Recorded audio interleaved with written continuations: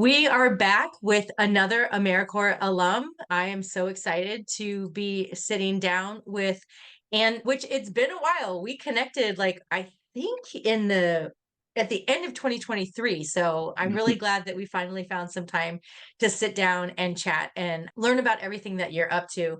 So before we get started, I want to just introduce myself. My name is Nicki Fiacco, and I am the brainchild behind AmeriCorps Connections. And just to recap a little bit about how this podcast came about, I've been in the AmeriCorps space, the national service space for over a decade, and my passion is really connecting folks. And as I started to move up in the ranks of national service from program director to executive director of state service commissions in Maryland and South Carolina, not at the same time, folks, not at the same time, each different times. I really wanted to connect with AmeriCorps alums, and it just seemed like there was something missing in this space. So I just decided that I'm going to start a podcast. I'm going to have AmeriCorps alumni on here. I'm going to find out what they're up to and reflect on their service year. And so that's what we do every week. We have an opportunity to meet a new AmeriCorps alum, listen to their story. Everybody's scattered all over the country, all over the world. It's just really exciting. And when you find your passion and you find something that you're interested in, I want to continue this work forever and ever. So I hope that you find some value in this podcast. And even if you're not an AmeriCorps alum, that you find some type of intrinsic value about service and volunteerism and connection. I do have two announcements. I just want to acknowledge two folks that make this podcast possible. So first, I'm really excited to talk about the Do Good, Be Good group who are supporting me on production and marketing of this podcast, which was not something that was on my mind. So they're starting to do a lot of the behind the scenes editing work so that I can focus on what I do best, which is finding amazing people like Anton and also having conversations. And of course, I want to thank so much Dan Medevere, who is the first AmeriCorps alum to step up and actually host this podcast on his platforms. And that's why you can listen to this podcast on Apple Podcasts, on Spotify, on all the areas and platforms that you can download, and also YouTube. And if you're watching this on YouTube, definitely subscribe and like and share. It makes a difference in the algorithms. So I appreciate it. And just to touch back on Do Good, Be Good, they provide training for AmeriCorps programs, and they are staffed by AmeriCorps alums. So that is a bonus. Let's get right into the meat of it. We're super excited. I'm so happy to have you here. And let's just start off with your AmeriCorps journey. I like to liken it to the hero's journey. What was it that was the call to action? Where did your journey begin with AmeriCorps? Well, thank you, one, for having me on today. Really excited to talk about my AmeriCorps journey. And I think I'm in a season of reflection, and this is definitely a great time to just think back on my journey. And I think Mm. beyond AmeriCorps, I sort of grew up in a family that was very service oriented. And I feel that that was really instilled in me the idea of giving back to something greater than yourself. And AmeriCorps really kind of aligned with those values that were instilled in me as a young man growing up in the city of Detroit. And during a very pivotal phase in my life, I was, word of mouth is so important. I was kind of told by my now brother-in-law that it was such a really cool program that I think you should look Really? into. I see all of these red jackets across the city. But initially, Nikki, I'm like, I don't know if that's for me. I'm trying to find my own path, but ultimately figured I would sort of give it a look. And it really sort of aligned with where I was at that particular point in life, looking for something that continued to sort of challenge me and push me to become a better person. But also being a fellow Detroiter, and if you know anyone from Detroit, we have a huge passion for the city. So it was really something that allowed for me to play an integral part in being something positive for those in the community that which I grew up in. So that's kind of how I found out about AmeriCorps, and it's sort of the start of my journey. Is my brother-in-law saying, "I think it's a cool program. You should try." Put my name in the hat, and 10 plus years later, I'm still around AmeriCorps. Was he your brother-in-law when you served? No, now my now brother-in-law. Oh So my gosh, at that time, that's so I can't wait to get to that part of the story too. That's crazy. And I lived in Michigan for I think 7 years. Both my children were born in Michigan, and my son lives in Michigan now too. So shout awesome, out awesome. to Detroit. So you know about that Detroit pride. It's something that's just intrinsic with all of us from Detroit. So I think that was a huge spark to me wanting to give back in that way. Yeah, and so that was City Year, right? The red jacket? Yep. So I served with City Year. I'm really bad with dates, but more recently I've gotten a little bit more accustomed to when was the sort of starting point. So 07, 08 is when I served. I've been Okay. over the past couple of weeks had an opportunity to do an interview with members of the City Year team to just talk about that experience, which has also been a part of this sort of reflective phase that I'm in. So yeah, 07, 08, I served with City of Detroit. And one of the really cool things about it, Nicki, is that I was actually able to serve in the community in which I grew up in, which was I just kind of a it just was unbelievable, quite frankly. Like the school was Detroit Lions Academy. Those who know me, I'm a huge sports fan. Detroit Lions through and through. And it's been a great year for the Lions for those who are Detroiters. So to be Oh, able to serve, such a heartbreaker, such oh a yes, heartbreaker. Oh, like, so sorry. So before we started hitting record, you were like, is this going to be a conversation? I'm like, I'm just going to keep interrupting you. But like, so I'm in Maryland. So I was like, Ravens, Detroit, this is going to be the best Super Bowl ever. And then both teams were like, "Meh," and to be honest with you, I watched the halftime show. I didn't even watch the whole game. I just was I've, like, not I've my heard so thing. many people say that. Like I know everyone was pulling for a Detroit Baltimore Super Bowl, and we were this close to it. But yeah, so that really seemed to be great to be at Detroit Lions Academy. And as a Detroit Lions fan, through the good and the bad, Nicki, like, even when we were bad, I was still a Detroit Lions fan. So that was really interesting for me, one to be in my community, but also to be at a school that's named after a sports team that I grew up idolizing, which was really cool. So in the school, what did you do? Because I think City Year's mentoring, is that what you did? A big component of it, which has been a consistent part of my career in this nonprofit sector, is education-based work. As an Mm, AmeriCorps member, I had an opportunity both to work with students one-on-one, focusing on both math and literacy, but also having a chance to be a positive mentor in the school, which for me seemed to be one of the most impactful components of being an AmeriCorps member. I can vividly remember, countless young men that I worked with during my time there who oftentimes confided in me in ways in which they may not have been comfortable doing in other settings. mhm. So to see someone who may have a similar experience to them, who's making a commitment to sort of pour into them in ways that they may not get in various different ways was something else powerful for me. So I've helped students, whether that was just being an open ear when they were going through challenging moments, or just kind of sitting down and looking at some of the things that they need to do academically and supporting as I could. So that's sort of what I did as an AmeriCorps member. It's just sort of being a consistent presence for young people. So how did you develop the skill of connection with people and recognizing when it was when they wanted advice and when they just wanted a listening ear? Was that something that City Year helped you learn, or was that something that like kind of is intrinsically inside of you?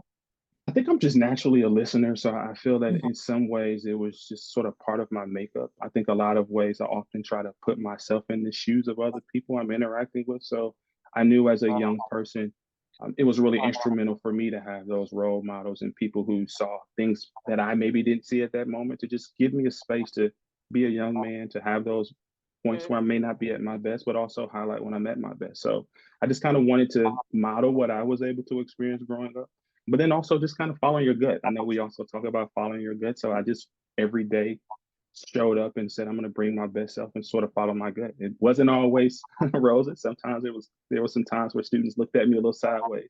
But for the most part, I think I gained trust, both of the students, but also my peers that I was able to serve with, which was one of the most valuable parts of my AmeriCorps experience, the networks that you were able to create. Can you speak a little bit to that? Because that is something that is behind this podcast as well, is bringing this AmeriCorps alumni connections and network together, and for folks to realize how strong we are as an alumni and how many of us, I was at a site supervisor training earlier today in my 9 to 5. And there were a couple site supervisors that had never supervised an AmeriCorps member before. Mhm. And they were, curious and worried about like attracting somebody to the service arena. And one of the things that I pointed out to them was there is your service opportunity, but there's this massive alumni group that somebody who finishes a service year is now a part of. And what's so cool is it's including Vista, NCCC, state and Mhm. national, city year, Teach for America. We're all AmeriCorps alums and we all want to support each other. So you feel that like in your cohort during your service year? I certainly did during Yeah. my Mhm. service year. So can you speak a little bit to like how that was if you can recall, like, right? Like sometimes Oh, like, what did I do during my service year? yeah, Who was in my cohort? But what did that feel like with the network?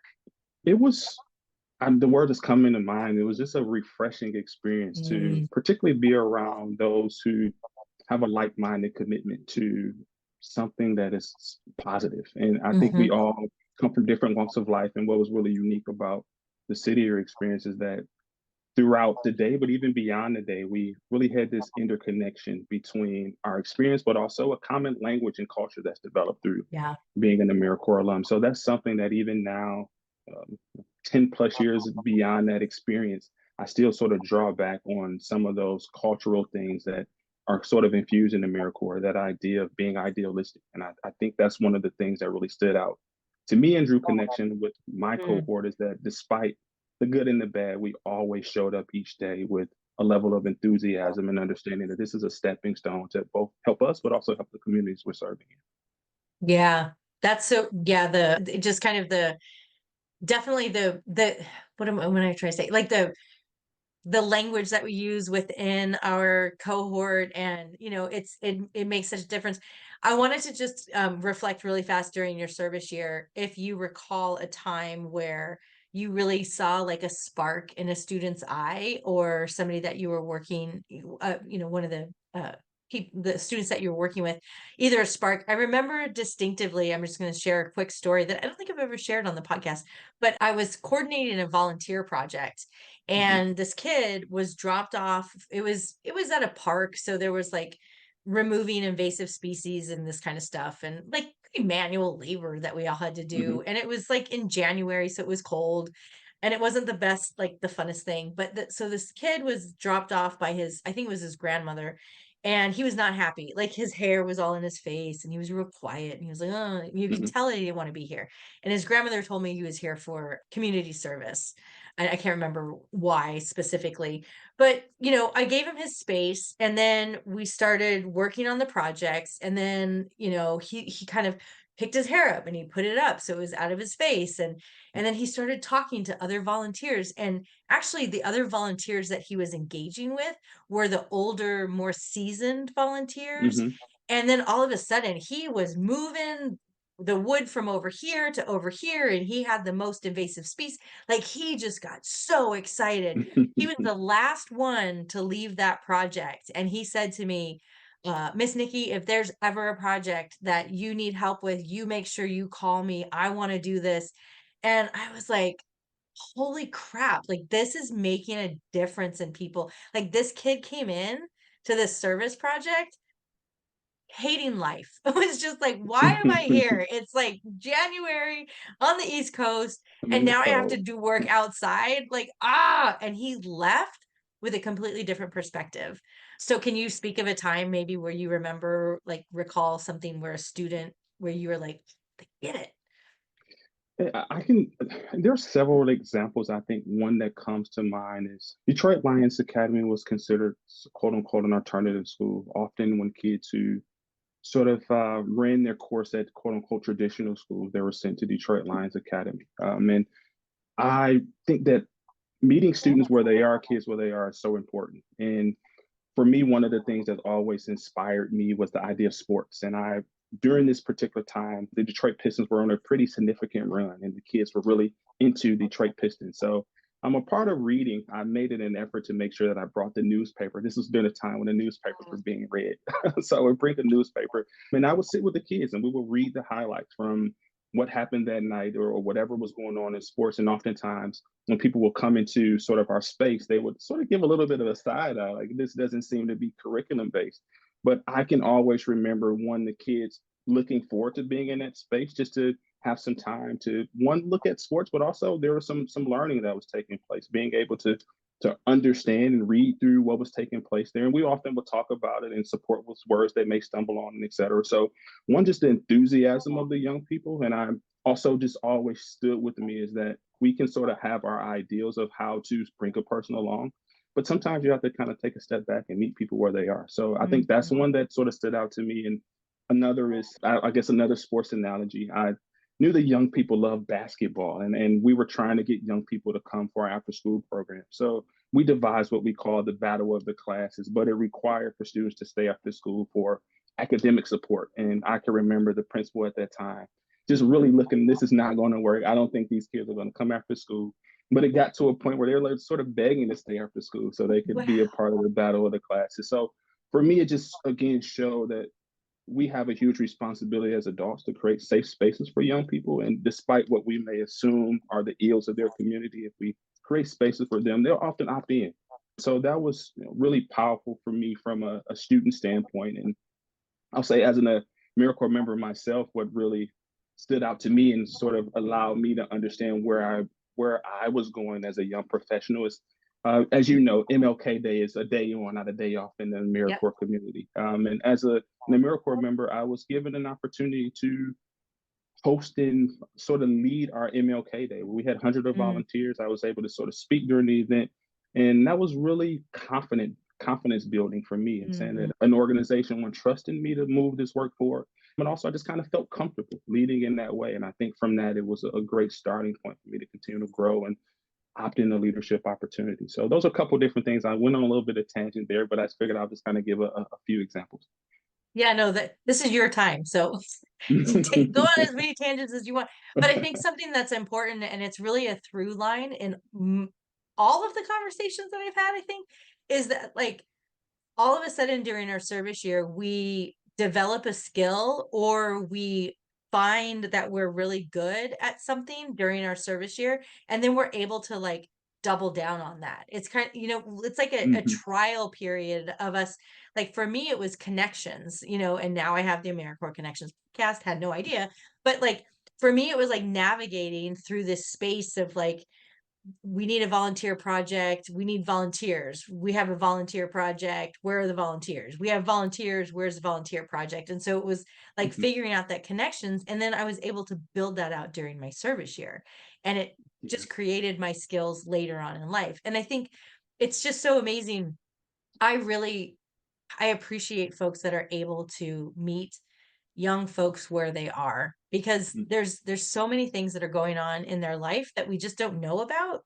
And so if we can sit down with them and like you said create safe space, it's huge. It's massive.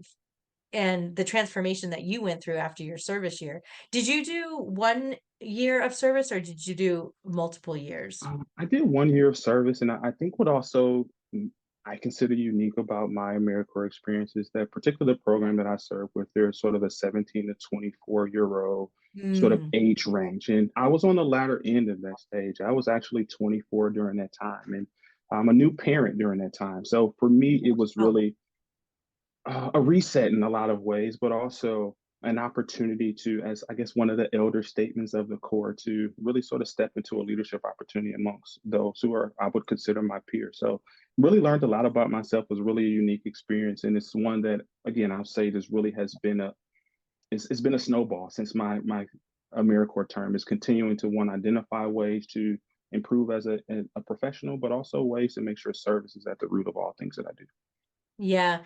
I had an interview with Shannon Stober, and she said she likes to joke and say, I answered the call of service and then I never hung up. Like, Yeah, I think yeah, right? I think that's a good way to say it. Like I'm I got still you. on the line for Yeah. sure. I also just want to like highlight too how you said that your service year was a reset. I think that AmeriCorps history is being sort of this young opportunity for folks to go in and kind of feel things out and serve in the community. I mean, I was like 34 years old when I did my AmeriCorps service year, Mhm. and it completely changed my life. It totally changed my life. It started my professional life, and it just really changed. And so I think to your point of like if you need a reset, take a service year, right? Like, because you're not just sitting there contemplating, you're doing the work and you're discovering things about yourself. I think that's just, it's huge. And you can Yeah, do it at any time.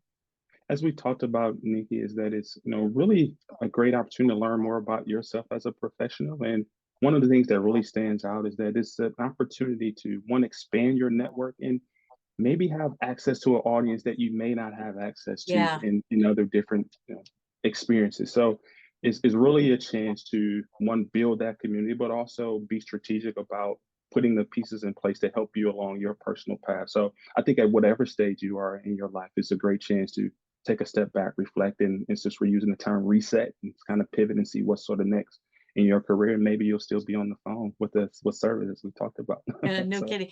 I think we need to develop an NCCC programs for people that are not within that age range. Because the more and more NCCC folks that I interview, I'm like, that sounds so cool. Like, maybe, I don't know, think about it.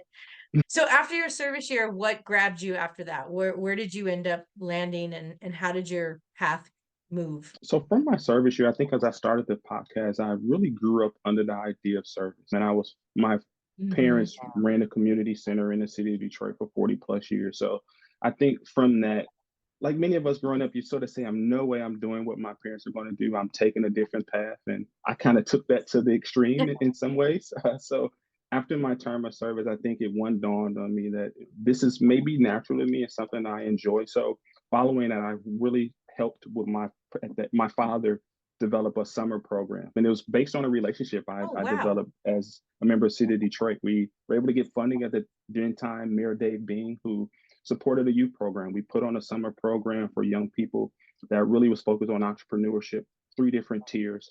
Each young person worked on a business plan. They did community service, and then they also interned at a local business. So did that for about a year and a half. And at that point, I decided to make a pivot. And we talk about your AmeriCorps network.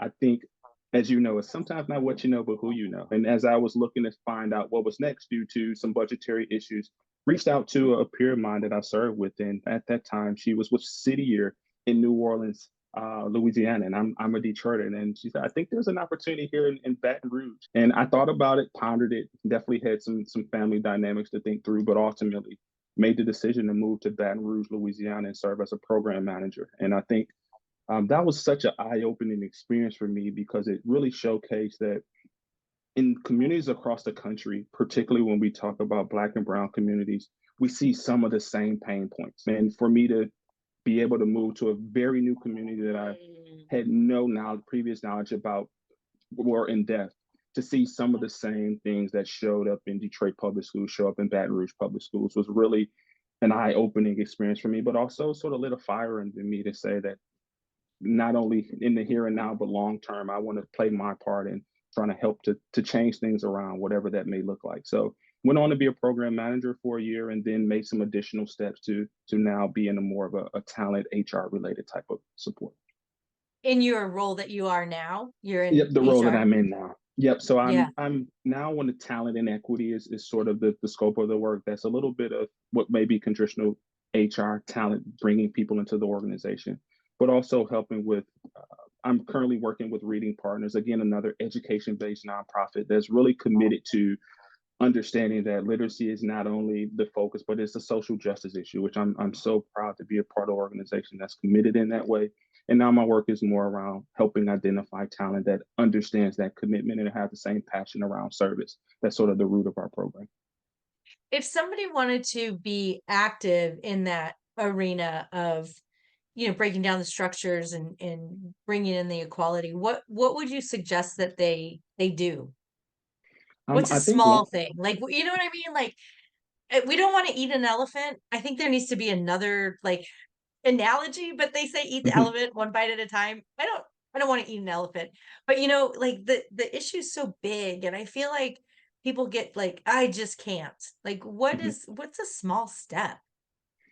I think one is really mindset, understanding that we're all Mm. on a journey. And when this journey, we're all at individual places as we think about understanding of one of who we are and also being mindful of the abundance of experiences that we all bring to the multitude of spaces that we're in. So I think one is just internally understanding that there's no right or wrong. This is a journey that we're all on, and that every step that you take, hopefully in the positive direction, is something that's helping to make things better. So I think that's what you start with. And but then also really being honest with yourself and seeing, are you really taking an effort to bring in diverse perspectives? What information are you taking in? How are you having conversations with? Are you really doing the work? Because it's going to take work from all of us to be able to understand the uniqueness of that we all sort of bring to our various spaces. So that would be my recommendation, just kind of get started. Yeah. And I know there are a lot of tangible resources that are available, but it all starts with us doing the work. It all starts with doing the work. Yeah, uh, I oftentimes don't say that I don't talk about the podcast that I listen to because everybody's gonna think I'm a conspiracy theorist and, and some esoteric crazy person that's trying to start a cult or something. But it always goes back to the internal work Hmm. because we cannot change anything until we change ourselves. And what's crazy, and I've seen it in my own life, when you change yourself, your external changes because Hmm. you show up differently. You receive information differently. You vibrate at a different frequency, which brings people into your experience on a different level. And I think I saw some I'm not going to get the quote right at all, but it was like as you grow, the dead weight just falls away like Hmm. naturally, right? Like when you show up and you've done the work and you've done the intrinsic work and you've thought about like what are my perspectives, you just show up differently in life. And it's just refreshing to be with people that want to look at our experiences in the world as what hurts you hurts me, and Hmm. what hurts the collective across the globe hurts me, what hurts the earth hurts me.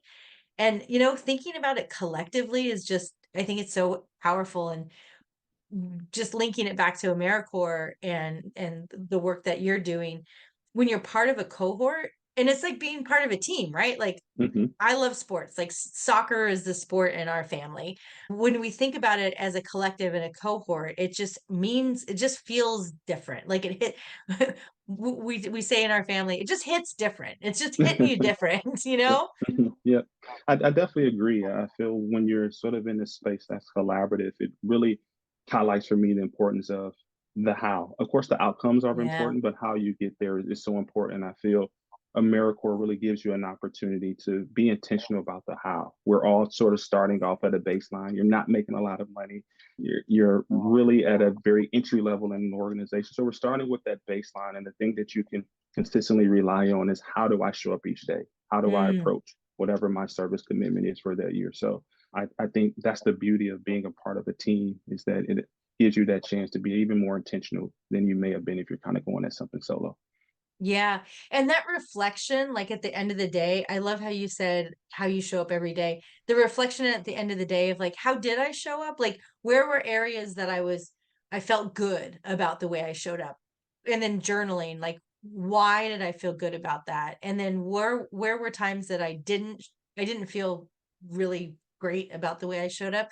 And then why? And then you wake up the next day and you do just 1% better, right? You just do a little bit better. You think about like, oh, I interrupted that person, or I, you know, talked too long about whatever, and then just show up a little bit different. I love that. I love that so much.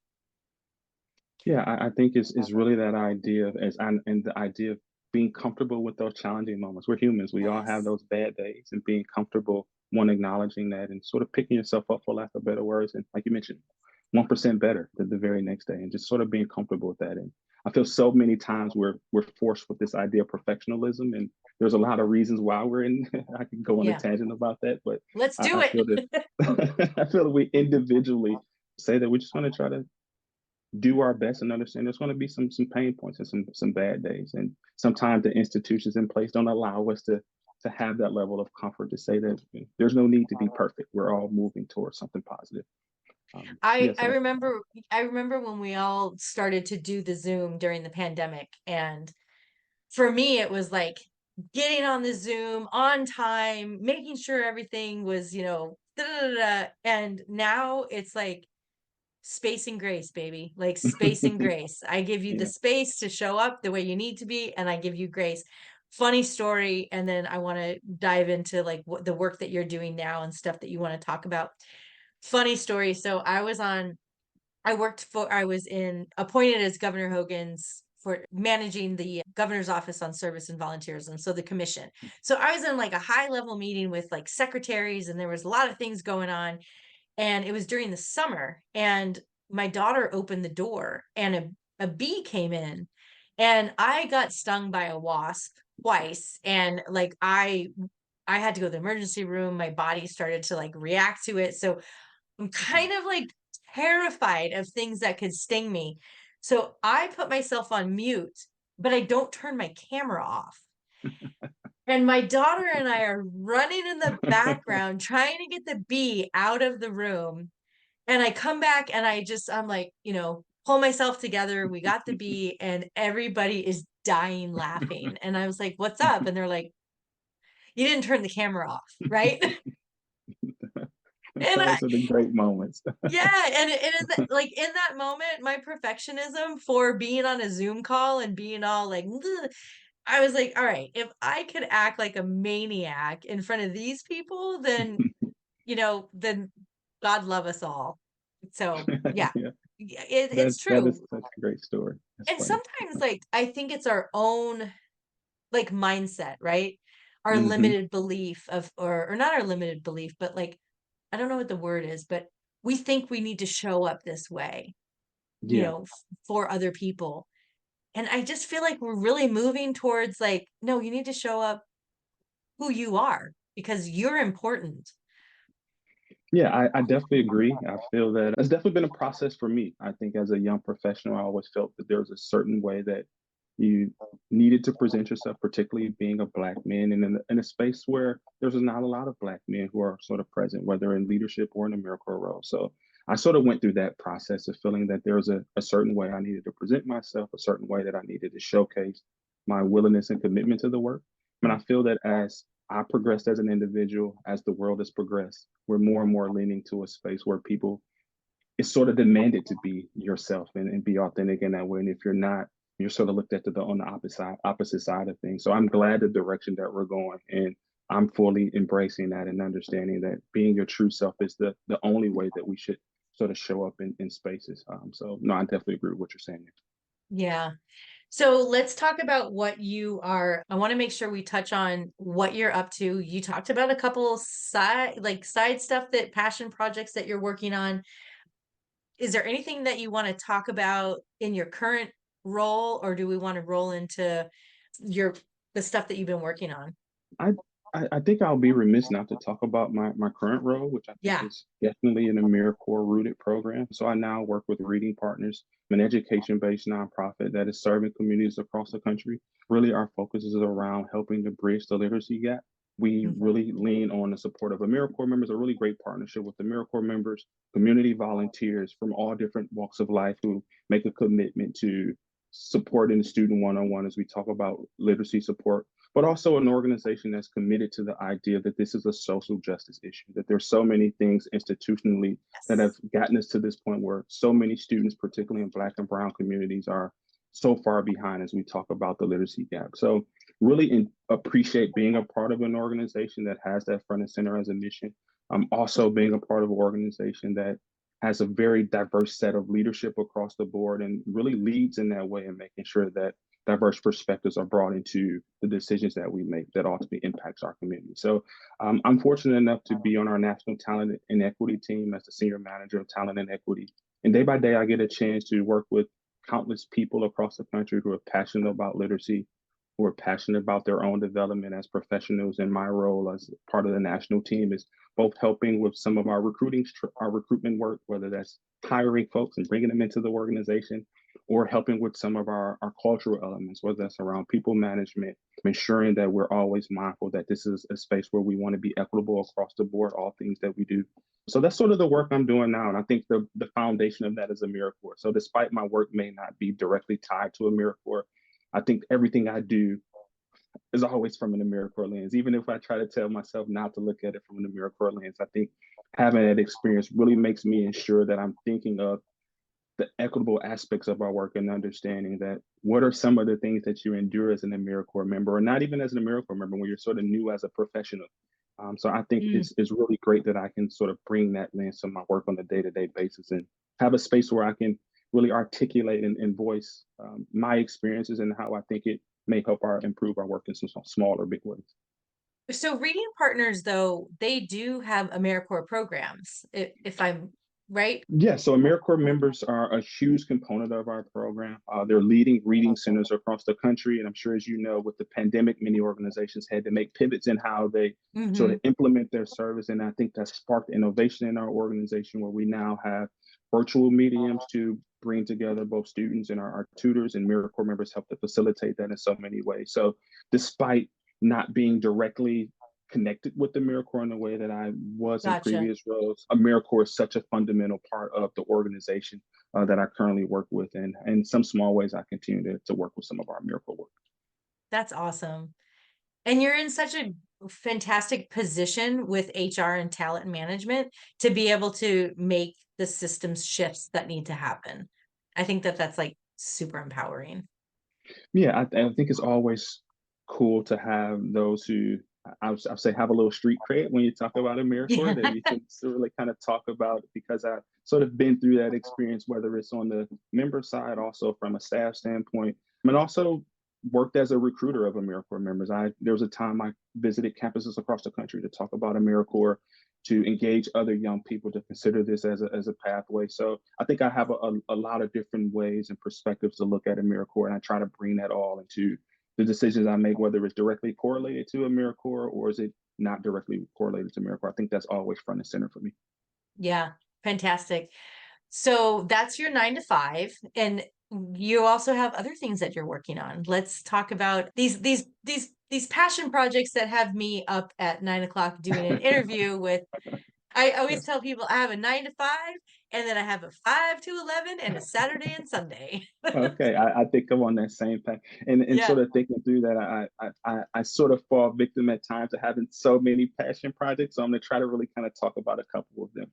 And I have to say, my first passion project. I'm a father of two. I have a son who's Oh, a sophomore in college, soon to be a junior. And I have a daughter who's a 7-year old. So I think they're project number one, making sure that we keep them on the right track, which I think we're doing a great job at now. So being a husband and father is like project number one, and being the best I can be in relation to my wife and my kids. But also, I think beyond work, I generally have a passion, particularly of lifting the voices, particularly of Black men, professional Black men. And over the past couple years, I really had this idea of creating a space to one help build my network, and I think that really energizes me to talk with other men who are like-minded, but also find a space to sort of capture the stories and experiences, particularly of those men who serve as either as an AmeriCorps member or as a staff member. So for the past couple mm, years, as a passion project, I've really been connecting with those in my network, those outside of my network, and really asking men if they're willing to share their story and experience. And not surprisingly, so many men sort of were willing to sort of opt in. So the past couple of years, I've really been capturing stories via survey, having conversations with a lot of individuals who share this commitment to AmeriCorps and this passion to the communities we serve across the country. So what I'm working on now is launching a podcast. Is really creating this space similar to what we you have here, Nicki. It's just a chance to have organic and honest conversations about the experience. And as I sort of alluded to earlier, one of the things that I think, whether through my work or just my experience, I really have an intentional eye of the level of diversity that we see in organizations across the country. And I'll say, honestly, I feel in AmeriCorps, there's some room for growth there. So I'm really looking to, in some ways, somewhat serve as a vehicle to highlight the stories of the experiences of men who served as AmeriCorps members, whether staff or as an AmeriCorps members, but also maybe an opportunity to spark the idea of being even more intentional around diversifying both the staff component of AmeriCorps, but also bringing a little bit more intentionality to those who are recruited to be AmeriCorps members. I think in some ways there's this invisible barrier for those who can serve. And I know we all know mm. the quote, like anyone can serve. I'm sort of cutting it short, the MLK quote that we all can serve. So I'm just really passionate about that is what are the things that we can do to make this an equitable opportunity for everyone to be able to serve, regardless of where they come from, what perspectives they bring. I think we all bring value to the service space. That's so good. I mean, there's so many things that I want to just like lift up with what you're saying, and the perspective of everyone can serve. We can think about that in a certain aspect, but AmeriCorps, you don't get paid a lot of money. So, Hmm. if you don't have the resources, you can't serve. You really can't do it. It's just not something that is within everybody's grasp. And I do agree that AmeriCorps has some growth that needs to happen. I also think they're really on the right track, right? I do think I've seen so many changes, and my time as an executive director for the commissions, looking at like just how we're repositioning ourselves and where the priorities are, is starting to make the change, is starting to make a change. And so tell me, how where do you find these folks? Like, I know that like I'm a LinkedIn addict. Like Hmm. that's how we connected, right? Like you just Hmm. thanked Hmm. me for doing the podcast, and I was like, "Oh my God, I'm so glad I'm not like yelling into the abyss that somebody's actually listening." And then I was like, "Yo, you want to be like on the podcast?" And you're like, "Yeah, let's do that." How do you find, I guess, your network, your constituents that you work Um, with? I think one starting with my network over the years in AmeriCorps, I've been fortunate enough to really meet some great men. And when this idea sparked, I think that was square one for me as a chance to sort of reconnect. And as we've all sort of moved through the pandemic and being in this virtual space, I found the need more and more to build that connection. So a lot of it was a little bit of a personal void that I was looking to fill. So Yeah. having a chance to reach out to folks via LinkedIn and really rebuild that connection, then that kind of sparked into one other sharing around sort of this project idea of just capturing stories. And I sort of had people reaching out to me and then Yeah. asking would I send the survey link. Um, and then also I would say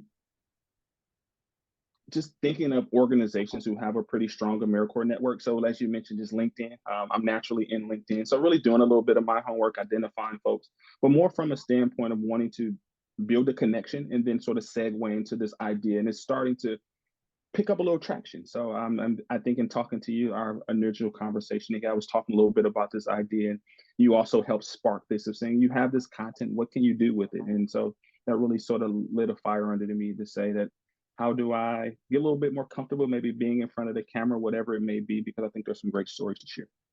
Yeah. Being in front of the comfortable in front of the camera, yeah, whatever. Do a lot of filters. Whatever. I'm a behind the scenes type of guy. I just like to stay out the way and do the work. But I think Yeah. it's a great opportunity just to kind of share some stories. And again, it's amazing to see not only the experience, but also the things that you may take for granted. How many people that we may have encountered during our AmeriCorps experience, whether small or big, played key parts in getting us to this point. And as I sort of thought about this podcast and thinking of one, the importance of diverse leadership, and also kind of thinking through how did I get through my AmeriCorps experience? Because as Mm, I mentioned, it wasn't easy. You talked a little bit about some of the financial barriers that are there, and I'm one who sort of dealt with those financial barriers. Having a family and trying to sort of reset in some ways. I was fortunate enough to have people who were in leadership positions who could identify with my perspective, who put things in place to kind of help me along the way. And I think without those people and not having those type of people who share that diverse perspective and diverse experiences, oftentimes people can sort of fall by the wayside. So I think AmeriCorps has made an abundance of growth, and I often sort of look and see all of the great work that's being done. But I also feel that it's so important to have that diverse representation who can sort of identify with the unique set of needs that each AmeriCorps member has. so the conversation with Shannon Stober is, my phone is making noises, is fresh in my mind. And one of the things that she said that I actually hadn't heard before was, when I asked the big question, I'm going to ask you this question. What do you see for the AmeriCorps alumni network, like on a grand scale? And she said, AmeriCorps alums come in and they support service, and they want to protect AmeriCorps and national service. But what if we started creating these workforce development and leadership funnels for people who served in AmeriCorps? I could see Mhm. something that you're doing as that exact sort of come into this I'm going to call it men's group, right? And let's Hmm. talk about your service. Let's identify who we are. And then let's funnel these folks into leadership positions to diversify like everything that needs to happen. I don't know. Do you see like, is that kind of your like, so with my podcast, I have like, I want to have conversations with AmeriCorps alums, but I have this like really big dream that that will kind of manifest, and I'm working towards it. But you want to bring these folks together.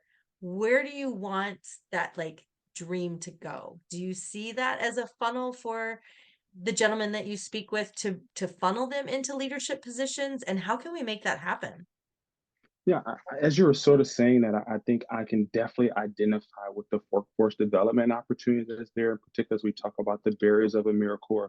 I feel that it makes it a stronger case when you can sort of say to someone after your AmeriCorps experience, you have an interview with such and such organization just based on sort of this experience and the networks that are built there. So I think there's really room for workforce development. So to be honest, Nikki, what I really sort of see this as a way to create a space for those who are a part of the AmeriCorps community, get some insights to the experiences that we have as Mm, Black men in this AmeriCorps space.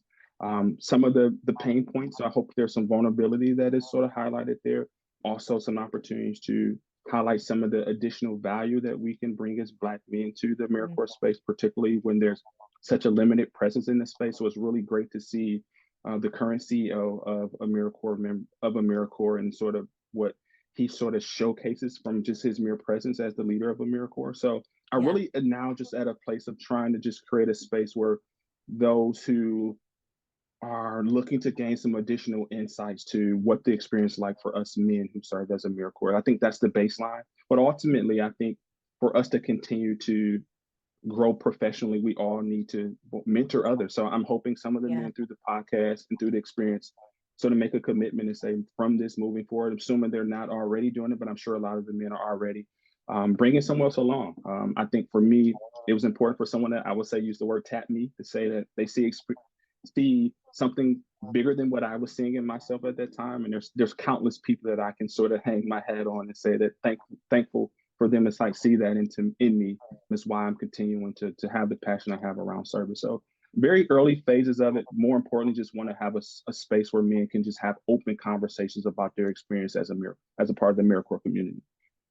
I love it. I lift up all of your work, and I'm very excited for this space. And when I was in South Carolina, we did a survey to see what was the spectrum of the folks that were serving down there, and Black women were like 50% of the maybe 60% of the core. Black men were like 0.5. Like I think there were two folks that were serving, and we're like, if they don't complete their Mhm. service year, then we're at 0%.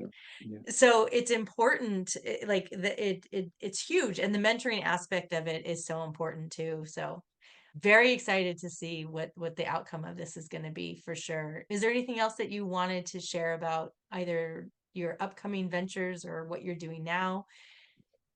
I I would also say I definitely have a recruiting background, and I don't want to come off like I'm just trying to pitch myself, but I also work Pitch. with others who are in particular as we talk about recruiting. I work with smaller nonprofits around one identifying their recruitment strategy, but also bringing on talent to their organization. So doing a little small independent consulting work that I do. So for those who may have interest in working with someone who always brings a diverse lens when we talk about identifying talent. I'm also one who sort of works in that space as well. So do you work with nonprofit, do you work nationally or just you're in, where are you? I'm in the You're in greater Los California. Angeles area. So generally, I work with local nonprofits, whether they're, well, I'll say mom and pop, or there's been a couple clients I've had what maybe considered more mid-sized nonprofits. But I think the bigger part for me is really kind of taking a step back and being intentional around that talent strategy. And it's really what my passion is helping organizations who are one passionate about the DEI work and also want to make sure that they're really being intentional around what are the ways in which we highlight opportunities for those from diverse backgrounds. So that's really what my Yeah. passion is. And I think through AmeriCorps, through various experiences, I feel like that is something that I'm committed to throughout my professional experience and personally. So there are a couple different ways that I try to have that show up outside of my 9 to 5. So I love what you said earlier. I have a 9 to 5 and I have a 5 to 11, and then And on a the week. Saturday and Sunday. Yeah. Yeah. I have another interview on Sunday. I'm going to ask you a question and it might come across as ignorant, but I'm okay being in that space. So when you mentioned having you work with nonprofit mom and pops making opportunities available, are there so I'm coming from a white woman privileged position, right? Where are some spaces where if we are trying to diversify our either our workforce or our board, right? Like that's Hmm. important too to have different perspectives. Where would you suggest that folks think about like either posting opportunities or making the positions available to folks that don't necessarily have that proximity? I don't, does that make sense in the question that I'm asking? Makes a lot of sense. And I think a lot of it is really taking intentional efforts to remain informed around where are the spaces that are diverse spaces to one highlight opportunities. So I know we're all pretty familiar with some of the larger job boards, but there are a lot of unique niche related boards that are really rooted towards different levels of expertise that really target diverse demographics. So I think when we talk about job postings, just highlighting and bringing to the forefront the abundance of opportunities that we have to really be targeting and where we highlight opportunities. Also think when we talk about community-based organizations, or we talk about our historically Black colleges, or we talk about Black fraternities, sororities, so really helping to one, Mm, identify where those resources are. But I also feel there's a level of learning that sort of takes place of understanding where these communities are and sort of what are the ways in which you can start to build a reciprocal relationship. So really part of my strategy is to ensure that this shouldn't be such a transactional approach for us to really kind of build sustained pipelines and sustained relationships. There needs to be some reciprocity. So a lot of my focus in working with nonprofits is understanding that there's a little bit of a give and take. And sometimes that pendulum may shift a little bit, but I think it all starts with just being informed. So I really try to be intentional around identifying where are those spaces and how do I help organizations sort of highlight their opportunities in those spaces. that makes so much sense. And that just opens up like I do communications for my 9 to 5er, and I don't even think about like making our communications available to organizations and spaces where they may not be following our information, right? Like Mhm, I mhm, haven't even thought mhm. about this. That you've elevated my 9 to 5 work, and my 9 to 5 work is gonna be very happy about that. That's really important. And I think what I understood from what you just said was to think about those spaces basically that I don't occupy on a regular basis. Mhm, Where are those spaces and how can I connect them to my work or the work that I do, the podcast, whatever is the thing that I'm, recruiting for or whatever. How can I, but it's not just like, hey, there's this great job opportunity. It's understanding what's mhm. in that space that I don't occupy. Is that right? Did I get you right Yeah, there? I definitely I think it was nailed spot on. It's the idea of just removing the transaction. I know we all have our Yes. outcomes, but I also know that on the end of the spectrum, that there are outcomes that we're all sort of looking for. So how do we find that commonality and that sort of bond? I think the best way to do it is start with learning. So being willing to step outside of your comfort zone in some ways and engage and learn from communities that you may not naturally sort of connect with. Mhm. But also, I think on the other end, the idea of being comfortable saying that this maybe there's not an alignment, that person's not or that organization is not willing to meet you halfway. So I think there needs to be some reciprocity and some learning should be at the root of that. And I'm gonna ask you, we should wind down, but this is like personal professional development for me. So I have another question.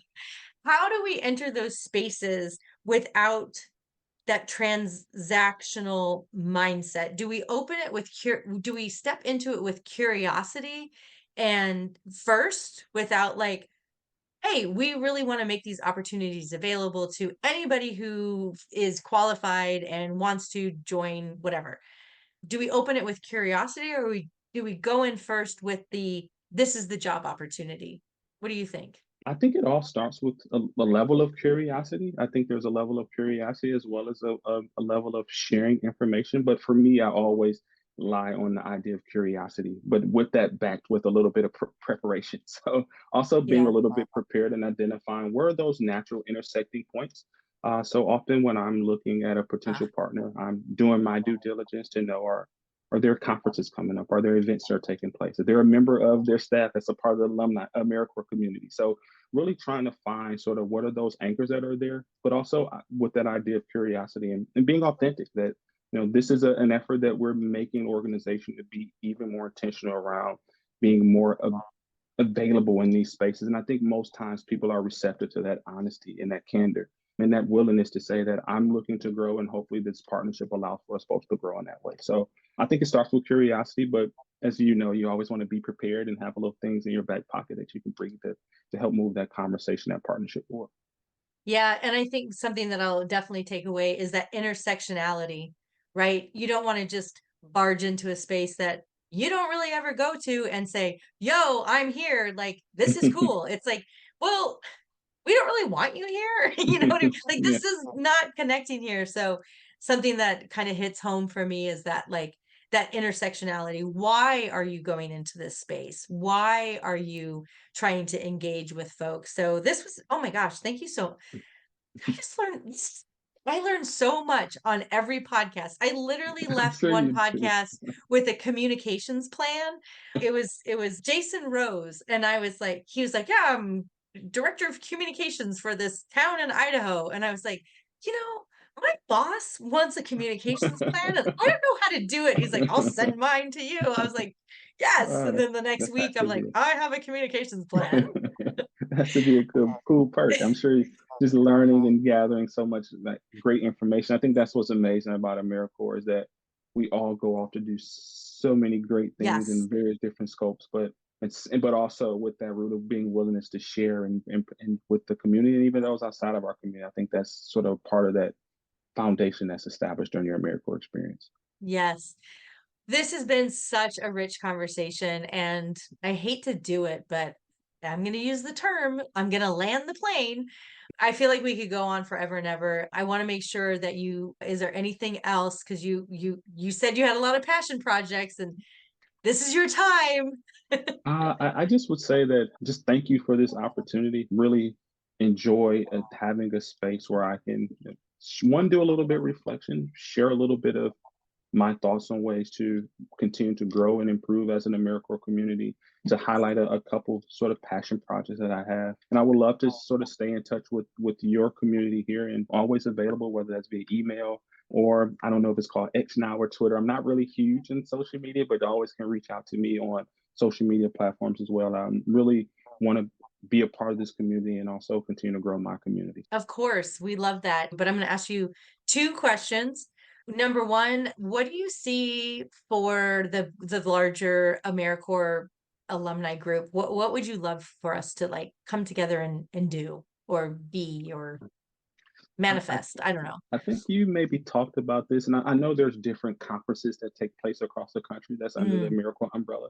But it'll be really cool to have like just a huge alumni sort of conference where you have so many. I think you maybe sparked this idea in our conversation, but I just think how powerful that would be to have so many people who over the years who've made this a miracle commitment and just to have a chance to build and reflect and share our experiences. But then also, I think a theme of this as well is that I really would love to see the alumni community be even more intentional around uplifting the voices of both of those who are from what consider Black and Brown communities. Like I really think that there needs to be some intentionality in uplifting those experiences, and I think it brings a great level of value to the miracle experience, but also will maybe encourage others to take this avenue of service. So I don't know what role we can play as an alumni community, but I think this is a great way, just capturing a diverse set of experiences and creating a platform for us all to kind of share what AmeriCorps has meant to us. that's awesome. Well, the AmeriCorps Connections podcast is always here to serve that. So happy to engage with you after and collaborate and think about ways of lifting up all the voices, the definitely the diverse voices. So then my final question, and this is a new one, but I like it. It's fun. What is something that you are excited about, either professionally or personally? Like, what are you super jazzed about right now? Oh, wow. I wasn't ready for that one. I Let's know, I'm see. sorry. What am I excited about? Oh man. I don't know if you can tell I'm a pretty even keel guy. I try not to get too up, You try are. not to It's get so too funny. down. Your energy is like this, and I'm like, So so this is it's interesting to think like what am I excited about? I guess I would say I'm excited for maybe summertime. Like I'm gonna just kind of say the season of summer. Like I my family and I are in the midst of going through a move from Southern California to Northern California. So I'm a little excited about making that transition to Northern California, getting a little bit, maybe a little bit more outdoorsy. I'm not the most outdoorsy, but being in Northern California was going to maybe force me to get out my comfort zone. So I think the most excited is just I look at things as seasons. Like I think we all go through seasons in life, and I think I'm going through a new season. So I'm excited about like what's that going to mean for me personally, what's that's going to mean for me professionally. I have a practice of like writing down gratitude every morning, and I got a lot to be grateful for. But I'm also a little excited about what's next. So I'm just like trying to find that balance of being mindful and grateful for what I do have, but also being comfortable and okay, saying I want a little bit more. So I think that's kind of what I'm excited about. It's summertime, new season, a little bit of a change, and it's kind of what's been the norm. that's so great. It's so fun to move your space and then just like lean into that and acknowledge that you're in a different phase of your life, or that's so great. I love that. I love that you're excited about your Northern California. And so those folks, I grew up in California. Those folks that aren't familiar with California, there's Southern California, there's LA, and then there's Northern California. And we don't talk to each other. Like folks in Southern California are like, yeah, we're not going all the way up there. And LA, we just try to go around it and then up. But yeah, I get it. This has been so wonderful. Thank you so much for your time. If folks wanted to reach out to you, what is the best way? I know we connected on LinkedIn. Are there other platforms that you're on? You LinkedIn mentioned is X Twitter. Yeah, LinkedIn is always a way. I guess X Twitter at Taylor Anton is sort of my handle there. Also can be reached via email. That's a Taylor at tumaniconsulting.com. So there's a couple different ways, but Twitter is always a X Twitter, whatever that may be, or LinkedIn. I think I'm in LinkedIn every day. So LinkedIn could also be a great way to just kind of reach out. And I always enjoy when people just sort of reach out. So I'm be looking forward to some outreach. Well, I'm looking forward to following up on your passion project and seeing where you're at with your podcast. Thank you so much. Have a wonderful day, and we'll be back next week with another AmeriCorps Alums Connection podcast.